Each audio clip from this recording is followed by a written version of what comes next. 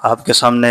دو قربانی کے مسائل لکھے ہوئے ہیں اور یہ دونوں بہت ज़्यादा قیمتی ہیں۔ اکثر لوگ ان مسائل کے اندر غلط فہمی کا شکار ہو جاتے ہیں اور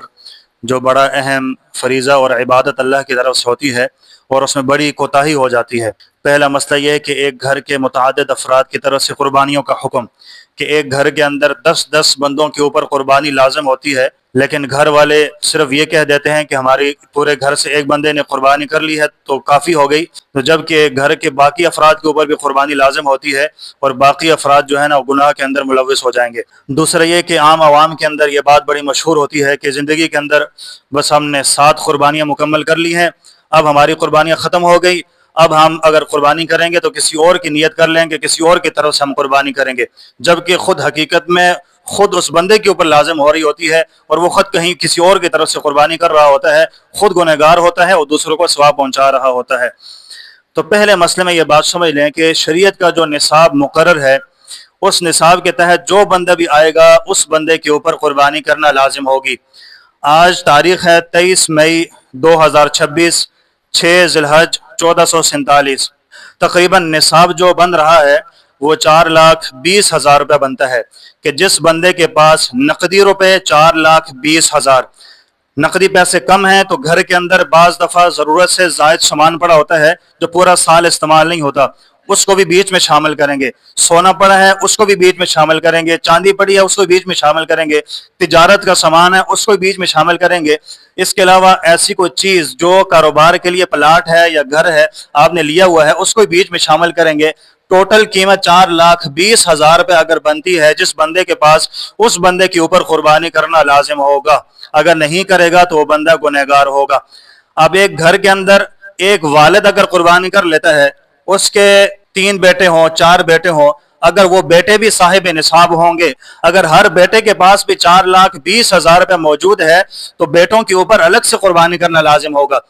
ہاں اگر کوئی بندہ ایسا ہے گھر کے اندر ایک بندہ مقرر کیا ہوا ہے کہ سارے پیسے آپ اسی کو دے دیتے ہیں، وہی پیسوں کا مالک بن جاتا ہے اور خود 4,20,000 روپے اپنے پاس پیسے موجود نہیں ہوتے، خود بالکل زیرو ہے، یہ 2 لاکھ روپے موجود ہے، اس کے علاوہ ملکیت میں اور کچھ بھی چیز نہیں ہے، اس بندے کے اوپر تو قربانی لازم نہیں ہوتی ہے۔ لیکن بھائیوں کا سیٹ اپ الگ الگ ہے، یہ ایک ہی گھر کے اندر ہے، ایک جگہ پہ کھانا وانا پکتا ہے، لیکن بھائیوں نے اپنی ملکیت کے اندر الگ الگ سے پیسے رکھے ہوئے ہیں، بہنوں کے پاس ہیں، بہنوں نے اپنی ملکیت کے اندر الگ سے پیسے رکھے ہوئے ہیں، تو بہنوں کے اوپر الگ 4,20,000 بہن کے پاس ہے اس کے اوپر قربانی، دوسری بہن کے پاس 4,20,000 ہے اس کے اوپر قربانی، بھائی ہے اگرچہ کھانا پینا سب اکٹھے ایک جگہ پہ ہے، دوسرے بھائی کے پاس 4,20,000 روپے ہے اس کے اوپر قربانی، تو ایک گھر کے اندر کئی قربانیاں لازم ہو رہی ہوتی ہیں، لیکن گھر کے افراد کیا کرتے ہیں، ایک قربانی ادا کر دیتے ہیں، وہ یہ کہتے ہیں کہ سب کی طرف سے ادا ہو جائے گی، وہ اس بندے کی طرف سے ادا ہوگی جس بندے نے پیسے دیے، ایک بندے کی طرف سے ادا ہو جائے گی، باقی سارے کے سارے بندوں کی طرف سے قربانی نہیں ہوگی، اگرچہ وہ یہ کہیں کہ تھوڑے 20,000 روپے سے لے لیا، 20,000 اس بھائی سے لے لیا، 20,000 اس بھائی سے لے لیا، ہم نے ایک حصہ پورا کر دیا، تو یہ باقی پھر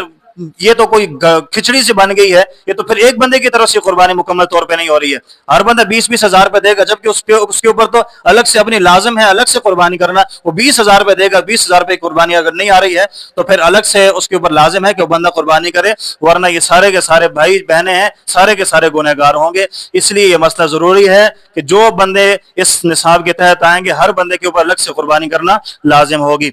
دوسری بات ہے کہ زندگی کے اندر کوئی مقدار متعین نہیں ہے کہ 50 قربانیاں کرنے کے بعد آپ سے ذمہ ساقط ہو جائے گا، 100 قربانیاں کرنے کے بعد ذمہ ساقط ہو جائے گا۔ اگر کسی بندے کی 1000 سال عمر ہوئی اور اس کے بعد 1000 سال تک وہ صاحب نصاب ہوا، اس بندے کے اوپر لازم ہے کہ 1000ویں قربانی بھی کرے، 999 کی ایک قربانی چھوڑ دی وہ بندہ بھی گنہگار ہوگا، 7 کی تو بات ہی الگ سے ہے۔ ہر بندے کے اوپر زندگی کے اندر جتنے موقع آئیں گے قربانی کے، اگر وہ صاحب نصاب ہوگا ہر دفعہ اس کے اوپر قربانی کرنا لازم ہوگا۔ اگر کوئی بندہ اپنی طرف سے قربانی نہیں کر رہا، وہ یہ کہتا ہے کہ میری طرف سے قربانی 7 مکمل ہو گئی، اب میں ایسا کرتا ہوں اپنے وائف کی طرف سے کر رہا ہوں یا اپنے والد کی طرف سے قربانی کرتا ہوں، والد صاحب فوت ہو گئے ہیں ان کا حصہ ڈال دیتا ہوں، تو وہ قربانی آپ کی جائز ہوگی، والد کی طرف سے قربانی ٹھیک ہے، وہ نفلی قربانی اس کو ثواب مل جائے گا، لیکن جو آپ کے اوپر لازم قربانی ہوگی اگر وہ آپ نہیں کریں گے تو آپ خود گنہگار ہوں گے۔ فرض نماز بندے کے اوپر لازم ہو، وہ یہ کہے کہ ٹھیک ہے میں اس کی طرف سے نماز ادا کرتا ہوں، میری اپنی نہیں ہوگی اپنی طرف سے ادا نہیں کرتا ہوں، تو خود پہلے بندے کے اوپر لازم ہے کہ پہلے اپنی طرف سے ادا کرے. نوافل ہیں وہ ان کی طرف سے ادا کر سکتا ہے. ہمیشہ جو مرے ہوئے ہیں یا پہلے ہمارے بزرگ فوت ہو گئے ہیں ان کی طرف سے نفلی کام ادا کر سکتے ہیں. نفلی قرآن ہے, آپ نفلی نمازیں ہیں آپ پڑھ سکتے ہیں, ان کو ثواب پہنچائیں. نفلی قربانیاں ہیں آپ ان کے لیے کرتے رہیں, تو یہ ٹھیک بات ہے. لیکن جو واجب آپ کے ذمہ ہوگی وہ آپ کے اوپر ہے, آپ نے ادا کرنا ضروری ہے. نہیں کریں گے تو بندہ گنہگار ہوگا. اللہ تعالیٰ سے دعا ہے کہ اللہ تبارک و تعالیٰ قربانی کے مسائل کو سمجھ کر ہمیں صحیح طریقے سے قربانیاں کرنے کی توفیق نصیب فرما دیجیے. آمین. الحمدللہ رب العالمین والعاقبۃ للمتقین والصلاۃ والسلام علی سید الرسول وخاتم الانبیاء والمرسلین.